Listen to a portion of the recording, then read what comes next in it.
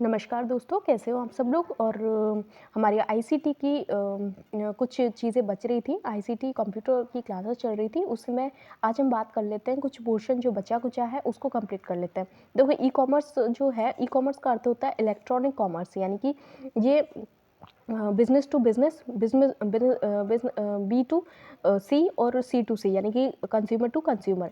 ठीक है, ये चीज़ें ई कॉमर्स का अर्थ होता है इलेक्ट्रॉनिक कॉमर्स। इसके लिए ये यूज़ में ली जाती है। ATM, automated teller machine. क्या है ऑटोमेटेड टेलर मशीन? और इसका आविष्कार किया था जॉन रॉफोर्ड बैरन ने।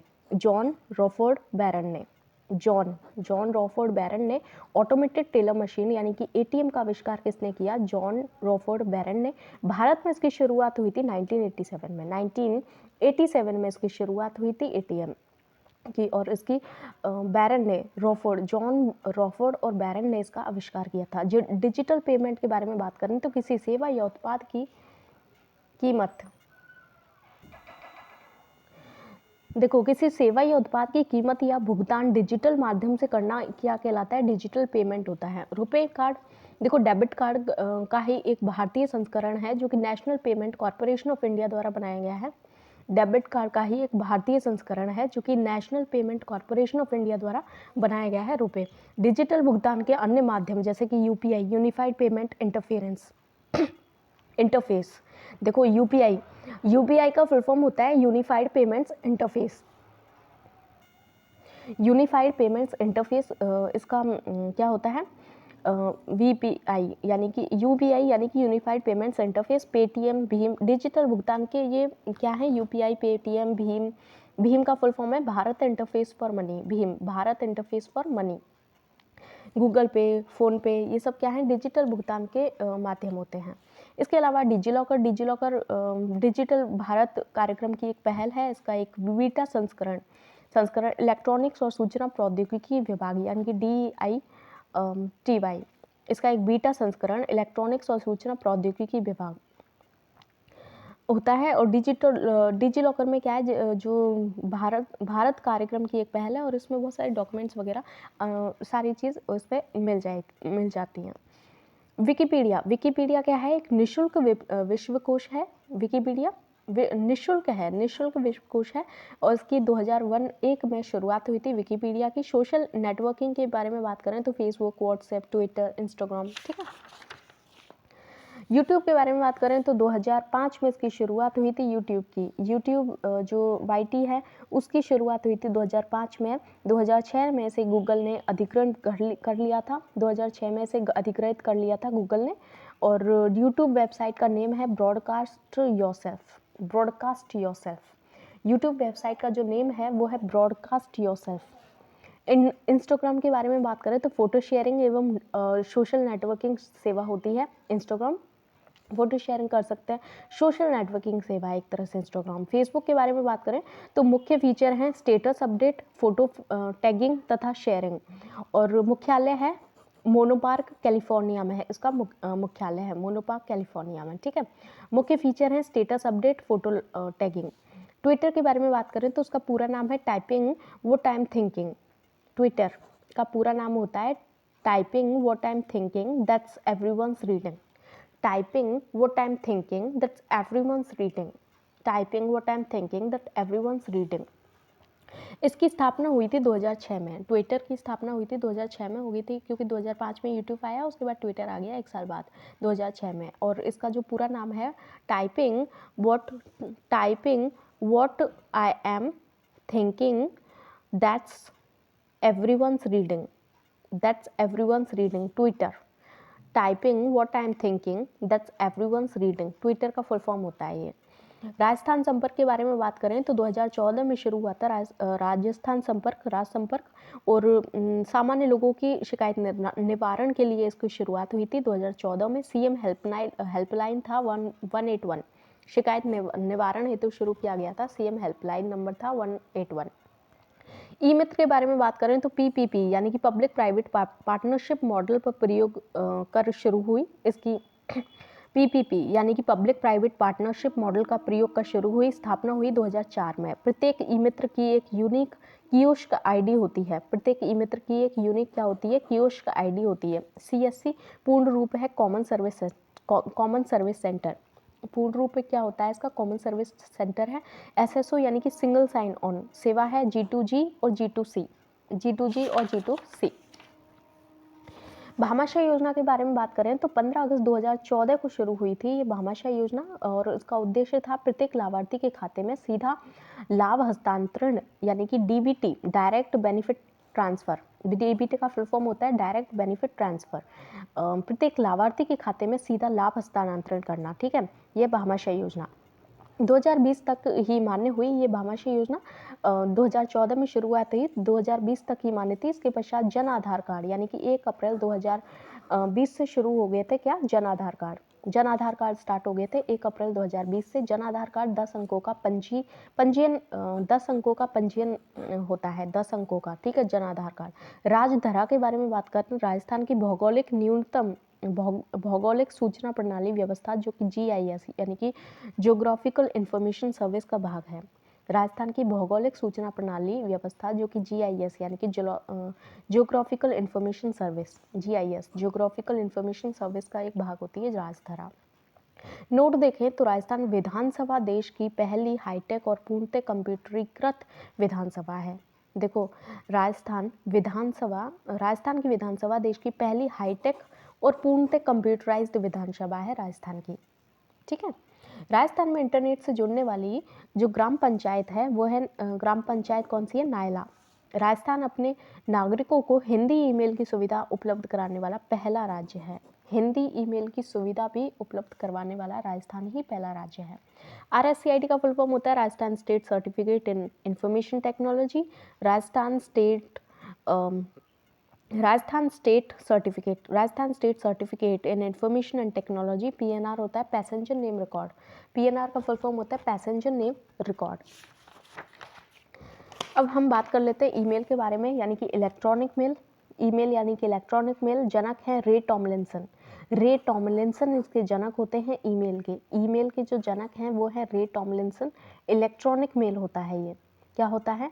ईमेल जो होता है वो इलेक्ट्रॉनिक मेल होता है और इसके जनक है रे टॉमलिंसन। पहली फ्री ईमेल सेवा ये थी हॉटमेल। पहली फ्री ईमेल सेवा थी हॉटमेल, ठीक है। ईमेल इलेक्ट्रॉनिक मेल, इसके जो जनक हैं वो हैं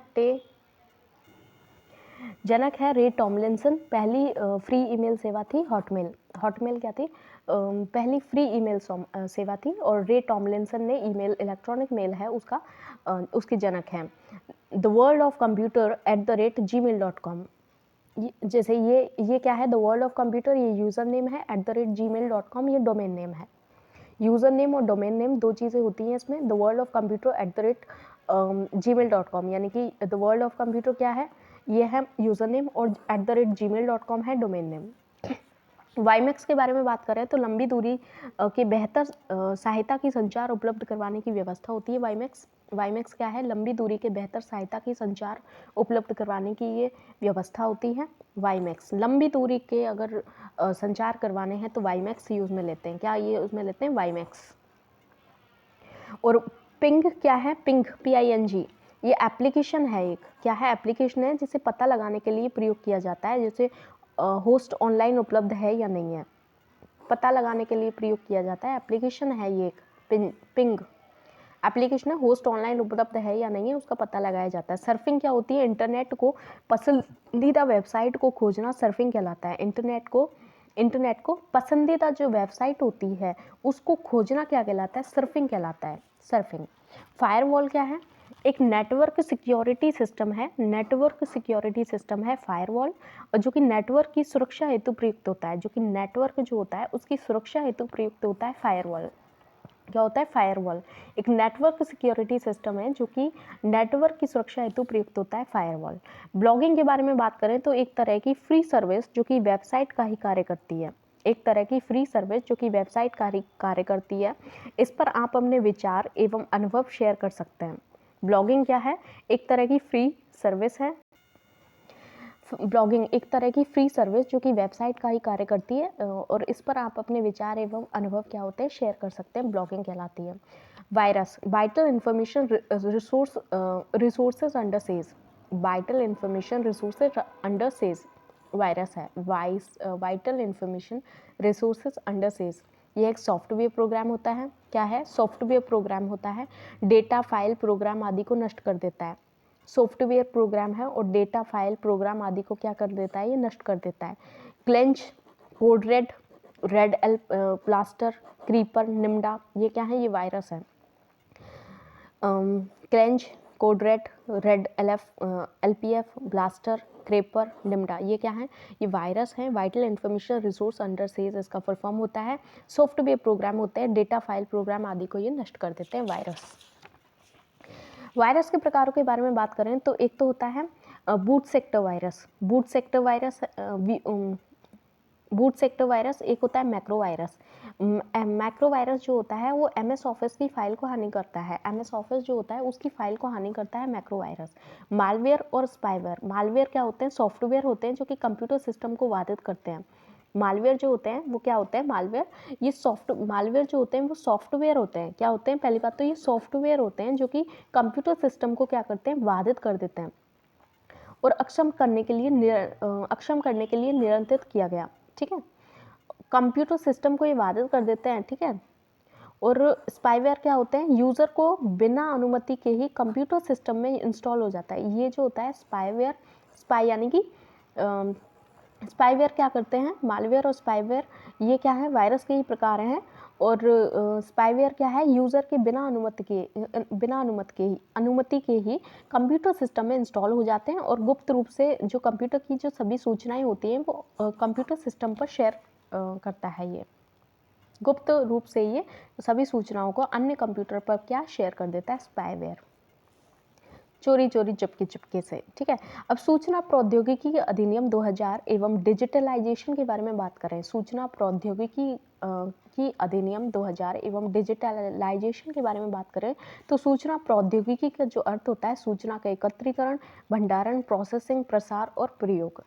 ठीक है, सूचना प्रौद्योगिकी का जो अर्थ होता है वो है सूचना का एकत्रीकरण, भंडारण, प्रोसेसिंग, प्रसार और उसका उपयोग। यह सूचना प्रौद्योगिकी का जो अर्थ होता है। और ये प्रौद्योगिकी जो अधिनियम 2000 में आया। ठीक है, ICT एक्ट पारित हुआ 17 अक्टूबर 2000 को। ICT जो एक्ट हुआ वो पारित हुआ कब हुआ? 17 अक्टूबर 2000 को हुआ था। साइबर आतंकवाद के मामलों में दंड विधान के लिए सूचना तकनीकी कानून 2000 में धारा 66F को जगह दी गई थी। साइबर आतंकवाद के लिए दंड का प्रावधान किसमें है? धारा 66F में, साइबर आतंकवाद के लिए। अधिनियम के उद्देश्यों के बारे में बात करें तो इलेक्ट्रॉनिक दस्तावेजों को कानूनी मान्यता प्रदान करना, डिजिटल हस्ताक्षर को कानूनी मान्यता प्रदान करना, अपराध और उल्लंघन की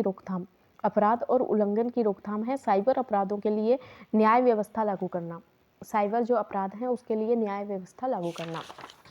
ठीक है, कंप्यूटर संसाधनों से छेड़छाड़ की जो कोशिश होती है धारा 65 में, कंप्यूटर संसाधनों से छेड़छाड़ की जो कोशिश करते हैं तो ये होती है धारा 65 में।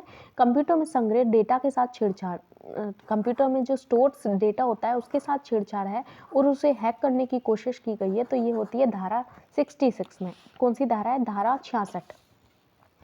संवाद सेवाओं के माध्यम से प्रतिबंधित सूचनाएं भेजने के लिए जो रेस्ट्रिक्शन सूचनाएं हैं उनको भेजने के लिए 66A यूज होती है।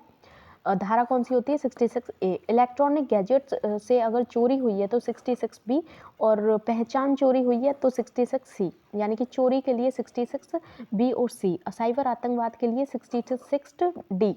66 ही धारा है। 65, 66 और अश्लील सूचनाओं को प्रसारित करते हैं। अश्लील जो सूचनाएं होती हैं उनको उनका प्रचार प्रसार करते हैं तो उसके लिए विकसित होती है 67A।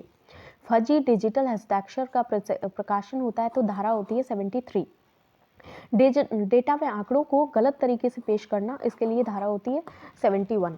ठीक है, तो 67 फर्जी डिजिटल हस्ताक्षर के लिए होती है धारा 73, यानी कि 65, 66 A B C D और 67 66, 67, उसके बाद 5, 65, 66, 67 और 73 डिजिटल हस्ताक्षर के प्रकाशन के लिए, और 71 है डेटा व आंकड़ों को गलत तरीके से पेश करना, 71 में होता है। डेटा और आंकड़े गलत तरीके से पेश किए हैं तो धारा 71 लगेगी। और ईमेल के माध्यम से धमकी भरे संदेश भेजना, ईमेल के माध्यम से अगर धमकी भरे संदेश भेज रहे हैं तो आईसीपी की धारा 503 लगती है। फिर आईसीपी की धारा 503 लगती है भारतीय दंड संहिता में, ठीक है। दवाओं को ऑनलाइन बेचना, एनडीपीएस एक्ट होता है। हथियारों की ऑनलाइन बिक्री होती है आर्म्स एक्ट, ऑनलाइन बिक्री के लिए होता है आर्म्स एक्ट। दवाओं की ऑनलाइन बेचना तो एनडीपीएस एक्ट लगता है। आईसीटी के अनुप्रयोग के बारे में बात करें तो ई गवर्नेंस यानी कि इलेक्ट्रॉनिक गवर्नेंस, डिजिटलाइजेशन को बढ़ावा देता है ये, ठीक है। और इसके अलावा G2 किसको, G2G, G2C, G2B और G2E। E commerce electronic commerce होता है, इंटरनेट के माध्यम से चीज़ों वस्तुओं को खरीदना बेचना, ठीक है। ई कॉमर्स में किया जाता है, मतलब बिजनेस वाला सिस्टम है ये। अमेजोन, फ्लिपकार्ट, मंत्रा, जोमेटो, ये सब क्या है, ये ई कॉमर्स के ही साधन होते हैं, इलेक्ट्रॉनिक कॉमर्स के, ठीक है। एटीएम ऑटोमेटेड टेलर मशीन, इसके बारे में हमने पहले भी बात कर चुकी है। तो ये हमारी आईसीटी वगैरह थी वो कंप्लीट हो चुकी है, ठीक है।